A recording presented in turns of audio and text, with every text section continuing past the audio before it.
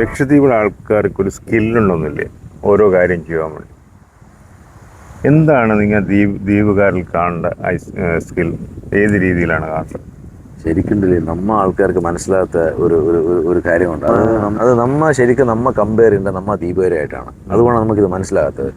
കാരണം ഇപ്പം എന്നെ സംബന്ധിച്ചിടത്തോളം നല്ല ബിസിനസ്സുകൾ ഇവിടെയും ചെയ്യട്ടെ പുറത്തും ചെയ്യട്ടെ, ഫോറിലും നിങ്ങൾ ഫുള്ളുണ്ട്. അപ്പൊ ഇതിനകത്ത് ഒരു കാര്യം നമ്മ ദ്വീപുകാർക്ക് മാത്രമുള്ള സ്പെഷ്യാലിറ്റി ഉണ്ട്. അത് എന്നല്ല, ഒരാൾക്ക് സക്സസ് ആവുക കൂടുതലും വേണ്ടതെന്ന് വെച്ചാൽ EQ ആണ്. EQ എന്ന് കഴിഞ്ഞാൽ നിങ്ങൾക്ക് ഇത് നിങ്ങൾക്ക് കരിക്കുലത്തിന് കിട്ടേണ്ടയോ അല്ലെങ്കിൽ യൂണിവേഴ്സിറ്റിന് കിട്ടേണ്ടില്ല. EQ എന്ന് കഴിഞ്ഞാൽ നമ്മളെ നാച്ചുറും നമ്മളെ ക്യാരക്ടറും ഇതിൽ കൂടിയെല്ലാം ബിൽഡായി വേണ്ടിയാണ്. അപ്പോൾ ശരിക്കും പറഞ്ഞാൽ EQവിന് റേഷ്യോ കൂടി നിൽക്കണം ഒരാളെ സക്സസ്സും IQ നമുക്ക് സ്കില്ലുണ്ടാക്കാൻ കഴിയും.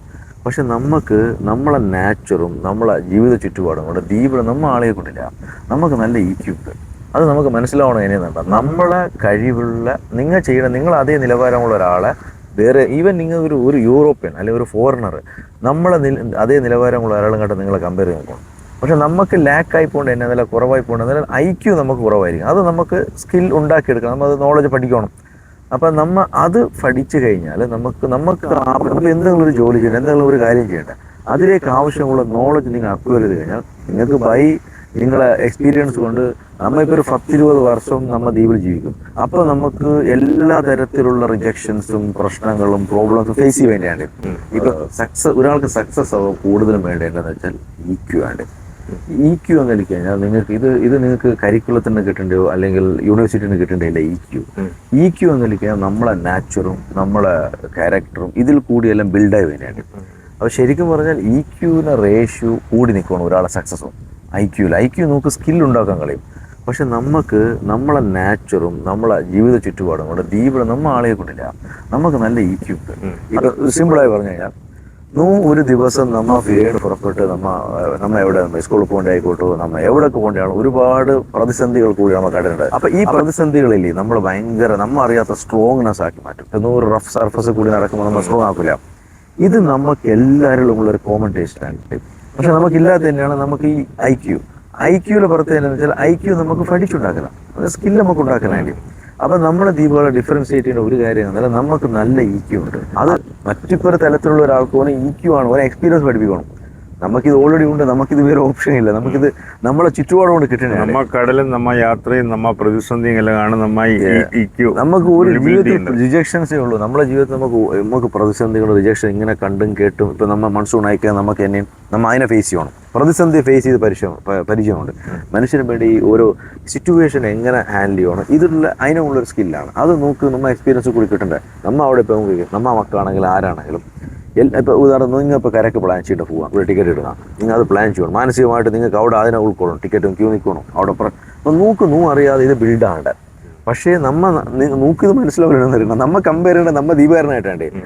പുറത്തുള്ള ഒരാളുമായിട്ട് നിങ്ങൾക്ക് IQ ഉണ്ടാക്കിയതിന് ശേഷം നിങ്ങൾ കമ്പയർ ചെയ്യുമ്പോൾ അപ്പം ഇത് അവരുടെ ജന്മസിദ്ധം നാച്ചുറൽ കൊണ്ട് ഉണ്ടാക്കുന്ന ഒരു ബ്ലെസ്സിങ് ആണ്. ഇത് നിങ്ങൾ തിരിച്ചറിഞ്ഞ് ചെയ്യണമെന്നില്ല. നമുക്ക് ആവശ്യമുള്ള നോളജ് ഉണ്ടാക്കണം. ഏത് ജോലിക്ക് ഏത് വർക്കിംഗ് ചെയ്യുമ്പോൾ നിങ്ങളൊരു അനുഭവം ഇതുമായിട്ട് ബന്ധപ്പെടുത്തി നിങ്ങളിപ്പോൾ ബിസിനസ് ഫോറിൻ കാര്യങ്ങളിലും മറ്റിടത്തെല്ലാം ഉണ്ടെന്നില്ല, അവിടെ ഉണ്ടായ നിങ്ങളൊരു ജീവിതാനുഭവം ഒന്ന് പങ്കുവയ്ക്കുക. അതായത് ഇതിനോട് ബന്ധപ്പെട്ട് അതിനായിട്ട് ഒരു ഉദാഹരണം എന്നല്ല. നമുക്കിപ്പോൾ ഫോറിലെ ബിസിനസ് നിങ്ങൾ കൂടിയുണ്ട്. അപ്പോൾ ഈ ഫോറിലെ ബിസിനസ്സിൽ പല പുറത്തുള്ള ആളുകളുണ്ട്, വിദേശികളുണ്ട്, പലരും ഉണ്ട്. അപ്പോൾ നമ്മളെ സ്റ്റാഫായിട്ട് പലരും ഉണ്ട്. അപ്പം ഇവരുമായിട്ട് ഇപ്പം ദ്വീപുള്ള ഒരാളും ഇവളും വ്യത്യാസം വേണ്ടി എങ്ങനെയാണെന്നല്ല. സാധാരണ ഇപ്പം ഇവർക്ക് ഒരു പ്രതിസന്ധി വന്ന ഒരു ക്രൈസ് വന്നതുകൊണ്ടില്ല, ക്രൈസ് മാനേജ്മെന്റ് ഇവർക്ക് വിഷയം കണ്ട് ഭയങ്കര. എന്ന തലത്തിലാണെങ്കിലും ഈ ക്രൈസ് എന്നുള്ളത് ഇതിനെ കൂടെ പറയും. പ്രോബ്ലംസ് ഉണ്ടായാലും നമ്മളെ സംബന്ധിച്ചിടത്തോളം പ്രോബ്ലംസ് ഒരു വിഷയമില്ല. എന്നാ നമുക്ക് പ്രോബ്ലംസോട് കൂടിയാണ് നമ്മൾ വളർന്നത്. അപ്പൊ നിസ്സാരം. പക്ഷെ അവർക്കില്ലാത്ത നോക്കുള്ള എന്നെ നിലയ്ക്ക് അവർക്ക് ഉള്ളത് നോക്കില്ലാത്ത നിലയിൽ അവർക്ക് ഈ നോളജ് ഉണ്ട്. ആ നോളജ് നമുക്ക് പഠിച്ചാൽ ഇന്നത്തെ കാലത്ത് നോളജ് പഠിപ്പാൽ അവിടെ പോലെ ബ്ലെസ്സിങ് വേറെ എവിടെ ഉണ്ടാകും. ഇവിടെ ക്ലാസ് നോളജ് പഠിക്കണം. കാരണം നോക്കിയത് കണക്ടിവിറ്റി നെറ്റ്വർക്ക് എല്ലാം ഡെവലപ്ഡ് ആണ്. അപ്പൊ ഈ നോളജ് ഓനുള്ള പോലെ പഠിച്ചാൽ ഓനൊന്നും ഒരു പോലെ. പക്ഷെ ഓനിക്കൊന്ന് ഈ പ്രതിസന്ധി തരണം കിട്ടാ. കാരണം എന്നോ നിലയിൽ ഇത് അനുഭവിച്ചത് ഒരു യൂറോപ്യൻ. വളരെ റിച്ച് കമ്മ്യൂണിറ്റി ജീവിച്ച് അവിടെ ഒരു തരത്തിലുള്ള പ്രശ്നങ്ങളോ എല്ലാ സൗകര്യങ്ങളും എല്ലാം കൊണ്ട് ഒരിക്കലും പോലെ ഏതെങ്കിലും തരത്തിൽ ഈ അനുഭവങ്ങൾ ഉണ്ടായിരുന്നു.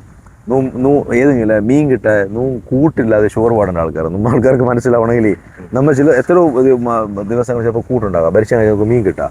ഇതൊന്നും അറിയാത്ത ഒരു ഓരോ സമയത്ത് ഫോർക്കും മറ്റേ ഇട്ടിട്ടുണ്ട് ഓരോ ഒരു ജീവിതത്തിന്റെ ഡൗൺസ് കൂടി ഇല്ലല്ലേ.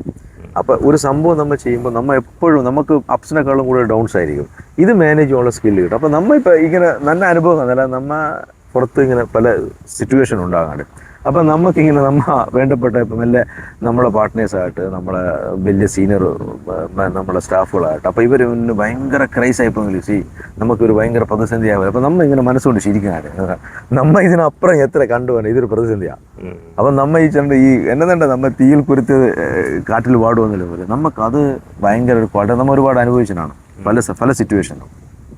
ലക്ഷദ്വീപിലെ സാമ്പത്തിക പ്രതിസന്ധിക്ക് നിങ്ങൾക്ക് എന്ന് സ്വപ്നമാണോ ഇപ്പം ഉള്ളത്?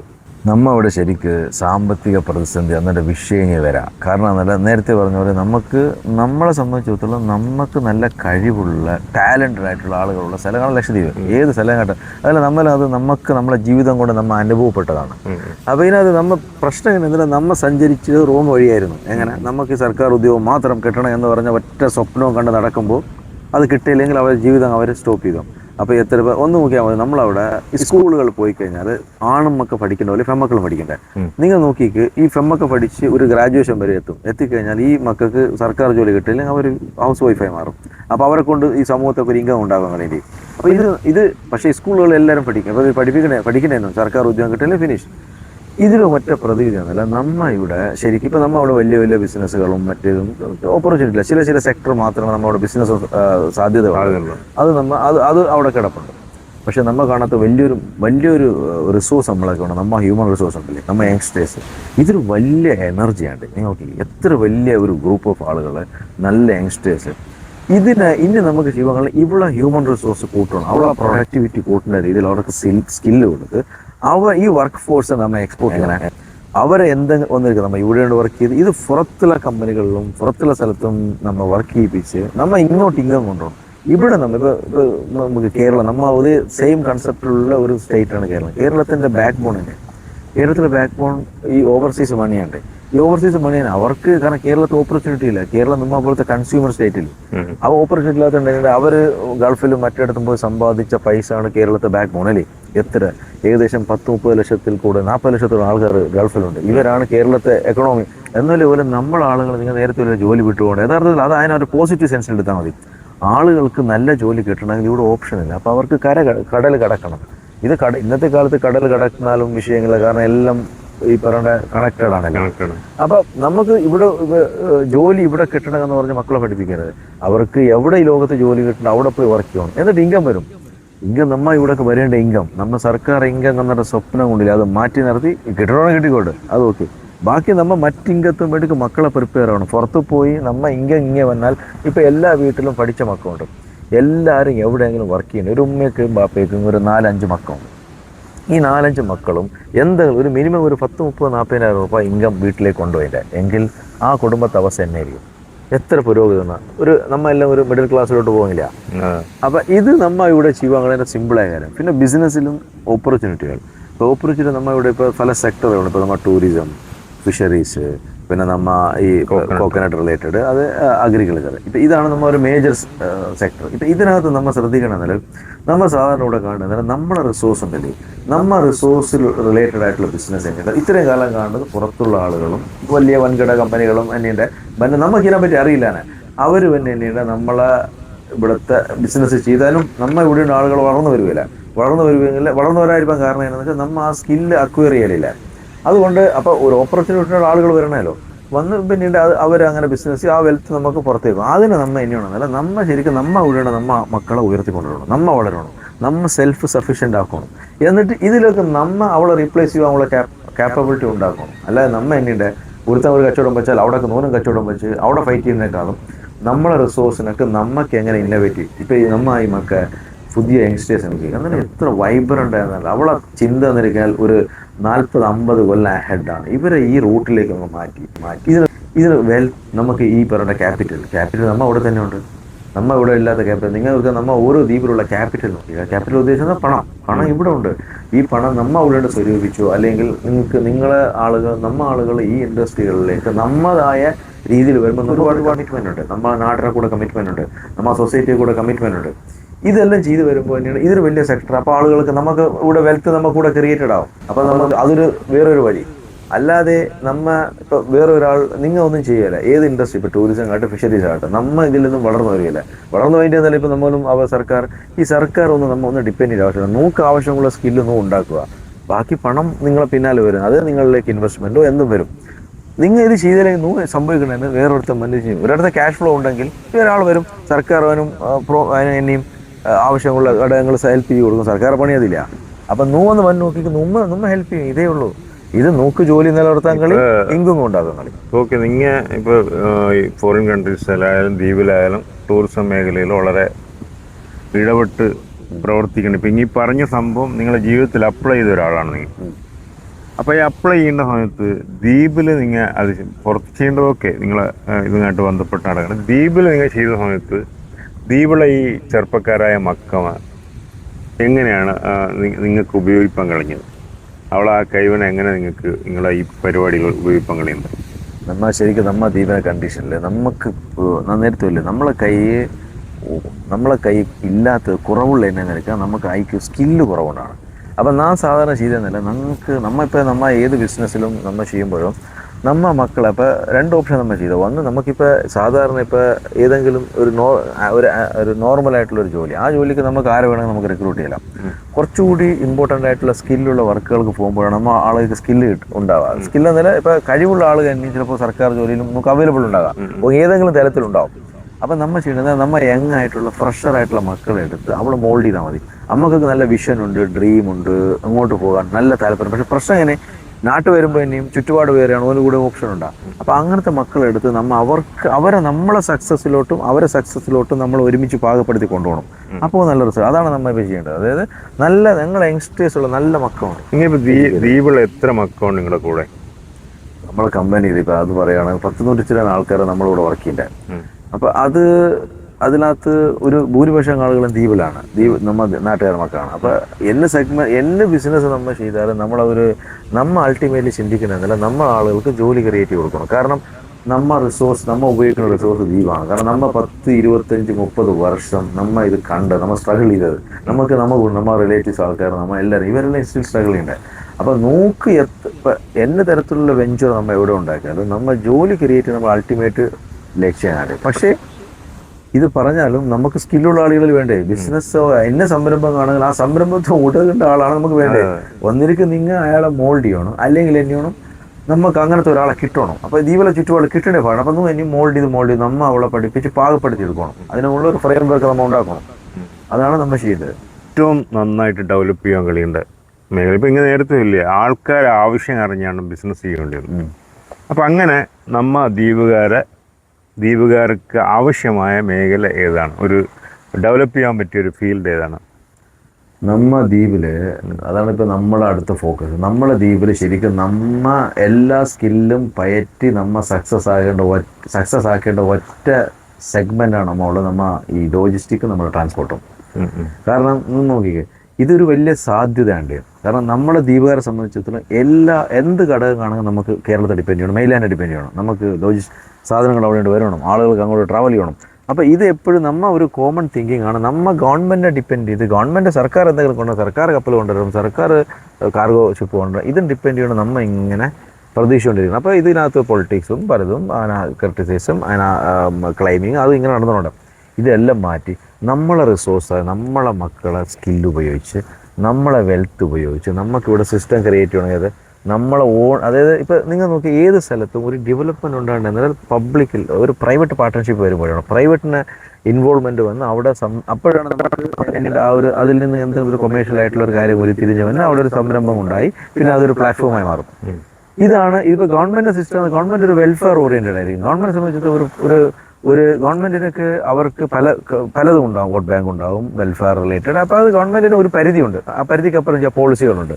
നമ്മളെ സംബന്ധിച്ചിടത്തോളം നമ്മൾ ഇവിടെ ഉള്ളിടത്തോളം കാലം നമുക്ക് ഇത് ഡിപ്പെൻഡ് ചെയ്തേ തീരും. ഈ സെക്ടർ നമ്മൾ ഡെവലപ്പ് ചെയ്യേണ്ട നമ്മളെ ആൾക്കാരെ കൊണ്ട് നമ്മളെ റിസോഴ്സ് ഉപയോഗിച്ച് ഡെവലപ്പ് ചെയ്യണം. പുറത്തുള്ള സംബന്ധിച്ചിടത്തോളം ഓന് ഒരുപാട് റിസ്ക് ഉണ്ട് ഇവിടെ. ട്രാൻസ്പോർട്ടേഷൻ ഉദ്ദേശിക്കേണ്ടത് യാത്രയും നമ്മളെ ആൾക്കാർക്കുള്ള ട്രാൻസ്പോർട്ടേഷൻ, പാസഞ്ചർ ട്രാൻസ്പോർട്ടേഷൻ ഒന്ന്. രണ്ടാമത്തെ കാർഗോ സപ്ലൈ. അതേ നമ്മൾ അവിടെ നിന്ന് കാർഗോ വരണമെങ്കിൽ നമ്മളിപ്പോൾ കാർഗോ കണ്ടീഷൻ നമുക്ക് ലോജിസ്റ്റിക് കമ്പനി ഉണ്ട്. നമുക്ക് ഇവിടെ ലോജിസ്റ്റിക്കിൽ നമ്മൾ ഫേസ് ചെയ്യേണ്ട പ്രശ്നങ്ങൾ, നമ്മളെ കയ്യിൽ ഒരു ലോജിസ്റ്റിക് ഉണ്ടാക്കേണ്ട തരത്തിലുള്ള ഒരു എന്നാണ് അതിനും സഫീഷ്യൻ്റ് ആയിട്ടുള്ള ഒരു ഫ്ലീറ്റ് സിസ്റ്റം നമ്മളെ കയ്യില്ല. ഇതെല്ലാം നമ്മൾ പലതിനും ഡിപ്പെൻഡ് ചെയ്യുന്നുണ്ട്. അതിലേക്ക് തന്നെയാണ് നമ്മുടെ പ്ലാനും എന്നെ കംപ്ലീറ്റ് ഫോക്കസ് അതിലോട്ടാണ്. അതായത് നമ്മൾ അത് ഡെവലപ്പ് ചെയ്തെടുക്കണം, നമ്മളെ ഓൺ എഫോർട്ട് കൊണ്ടും നമ്മളെ റിസോഴ്സ് കൊണ്ടും.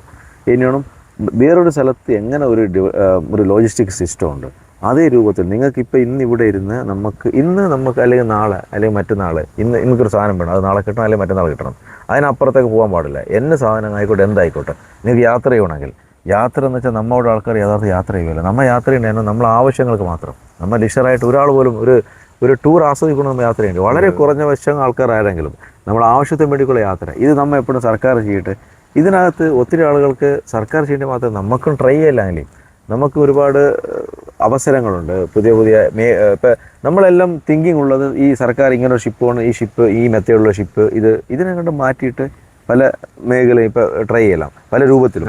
ഇത് നമ്മൾ ട്രൈ ചെയ്ത് ഈ ഇൻഡസ്ട്രി നമ്മൾ ഡെവലപ്പ് ചെയ്യണം. ഇതാണ് നമ്മൾ ഓരോ ദ്വീപുകാരൻ കോൺസെൻട്രേറ്റ് ചെയ്യേണ്ട അടുത്ത ഫീൽഡ്. ഇതുകൊണ്ട് രണ്ട് ഘടകം വന്ന് നമുക്ക് സംരംഭം ഉണ്ടാകും അവിടെ. നിങ്ങൾക്കൊരു ഒരു സസ്റ്റൈനബിൾ ആയിട്ടുള്ള സംരംഭം അവിടെ കിടക്കും. അതിനപ്പുറം ഇതൊരു ഒരു ഉത്തരവാദിത്തമാണ്, നമ്മൊരു കമ്മിറ്റ്മെന്റില് നിങ്ങളെ റിസോഴ്സും നിങ്ങളെ കഴിവും നമ്മളെ സൊസൈറ്റി കിട്ടുന്ന രീതിയിൽ നമ്മൾ അപ്ലൈ ചെയ്യണം. അത് പലരും അതെല്ലാവരും സഹകരിക്കണം. ഇതിൽ ആരെങ്കിലും ഒരു സംരംഭം കൊണ്ട് വരുമ്പോഴും ഇതിനകത്ത് നമ്മൾ എന്തെങ്കിലും ചെയ്യുമ്പോൾ, കാരണം ഇതിനകത്ത് ഒരു ലോങ് ടൈമിലോട്ട് ബെനിഫിറ്റ് ഉണ്ടാകില്ല. നമ്മൾ ഒരു ചെറിയ ചുവടുവയ്പ് ഇപ്പം ചെയ്യേണ്ട ഈ ലോജിസ്റ്റിക്കിലോട്ട് നമുക്ക് വ്യക്തമായ ഒരു കാഴ്ചപ്പാടുണ്ട്. അത് എന്നെയാണ് ഭാവിയിലാക്കി തീരേണ്ടത്. വെറും ഇപ്പോൾ ഉള്ള പ്രതിസന്ധി ഓരോ ദിവസം കഴിഞ്ഞാലും മാറി വരും. ഡയറക്റ്റ് നിങ്ങൾ മാനുഫാക്ചറിൽ നിന്നും കൺസ്യൂമറിലേട്ടാണ് ഇ കൊമേഴ്സിൻ്റെ കൺസെപ്റ്റ്. നമ്മൾ ഇവിടെ മാത്രമാണ് എന്നിട്ട് ഇത് നമുക്ക് കിട്ടാൻ കഴിയാത്തത്. കാരണം നമ്മൾ ലോജിസ്റ്റിക് പ്രോബ്ലം. അപ്പോൾ അത് നമ്മൾ മനസ്സിലാക്കി കുറേ വർഷങ്ങൾക്ക് ശേഷം എന്നിട്ട് ഇതിനൊക്കെ നമ്മൾ ഒന്ന് അഡ്രസ്സ് ചെയ്യണം. അങ്ങനെയാണ് എന്നിട്ട് ഈ സംഭവം നമ്മൾ സ്റ്റാർട്ട് ചെയ്യേണ്ടത്. ഈ പറഞ്ഞ ലോജിസ്റ്റിക്കിൽ കൂടി നമ്മളൊരു ഓൺ ചാനൽ ഉണ്ടാക്കി അവർക്കിത് ഡേ ടു ഡേ കൊറിയർ ചെയ്യണം. ഈ കൊമേഴ്സ് കമ്പനികളുണ്ട്, ആമസോൺ, ഫ്ലിപ്കാർട്ട്, അവരൊന്നും ഇത് ചെയ്യാൻ പറ്റില്ല. അവർക്ക് ഒരുപാട് പ്രോബ്ലം ഉണ്ട്. അവരെ സംബന്ധിച്ചിടത്തോളം ഈ ചെറിയ മാർക്കറ്റിലേക്ക് അവർക്ക് എൻട്രി ചെയ്യാൻ കഴിയാം. ലോജിസ്റ്റിക് അവരെ പണിയെങ്കില ലോജിസ്റ്റിക്. അപ്പോൾ അങ്ങനെ വരുമ്പോൾ അന്ന് ഇത് ചെയ്ത് കൊണ്ട് അത് എന്നെയാണ് കളിയുന്നത്. അന്നിപ്പോൾ നമുക്ക് ആമസോണിലും മറ്റിടത്തും ഇപ്പോൾ 10 റിമോട്ടായിട്ടുള്ള ഐലൻഡുകളിൽ അവർക്ക് ആ വിലക്ക് സാധനം എത്തിപ്പാൻ കഴിയുമ്പോൾ ആ വെൽത്ത് അവളിൽ നിൽക്കേണ്ടില്ല. അവർക്ക് അവർക്ക് ഒരു സാമ്പത്തികമായിട്ട് പുരോഗതി ഉണ്ടാകട്ടെ. പുരോഗതി മീൻസ് അവർ ഏതെങ്കിലും ഒരു മിഡിൽ മാൻ ചൂഷണം ചെയ്തുകൊണ്ടിരിക്കുന്ന എമൗണ്ട് അവർക്ക് നിൽക്കേണ്ടി വന്നാലും. എനിക്കറിയാം ഈ കൊമേഴ്സിലെല്ലാം എന്നാൽ കാരണം നമ്മളിപ്പോൾ ഒരു പുറത്ത് നിങ്ങൾക്ക് കരണ്ട് വാങ്ങിക്കേണ്ട സാധനം പോലും ആമസോണിൽ എടുത്തു കഴിഞ്ഞാൽ അതിനേക്കാളും ഒരു 30-40% കുറവായിരിക്കും. അപ്പോൾ അതിനകത്ത് എത്ര കമ്മീഷൻ ഏജൻറ്റ് കഴിഞ്ഞിട്ടാണ് വേണ്ടത്. ആ വെൽത്തിൻ്റെ ഗുണം നമ്മൾ അവിടെ കിട്ടുന്നില്ല. നമ്മൾ അവിടെ ആൾക്കാരൊക്കെ നമ്മൾ വലിയ റിച്ച് ആയിട്ടുള്ള കമ്മ്യൂണിറ്റി ഇല്ലേ, നമ്മൾ ആൾക്കാർക്ക് എന്നാലും എല്ലാവരും ഡിപ്പെൻഡൻ്റ് ആണ്. നമുക്ക് എത്ര വെൽത്ത് നമ്മൾ അവിടെ കൂടുതൽ സേവ് ചെയ്യാൻ കഴിയുന്ന അത്ര നമുക്ക് ഗുണം കാണാം. ആ ഒരു സംഭവം ചെയ്തതോടുകൂടി അതൊരു തുടക്കമായിരുന്നു. അപ്പോൾ ഇത്രയും സമയം ഞങ്ങളെ കൊണ്ട് സഹകരിച്ച് നിങ്ങളെ അനുഭവങ്ങൾ പങ്കുവച്ചതിന് ഈ പരിപാടിയിലുള്ള എല്ലാ സഹകരണത്തിനും ഹൃദയത്തിൻ്റെ ഭാഷയിൽ നിങ്ങളെ കൊണ്ട് നന്ദി അറിയിക്കേണ്ടത്. അസ്സലാമു അലൈക്കും.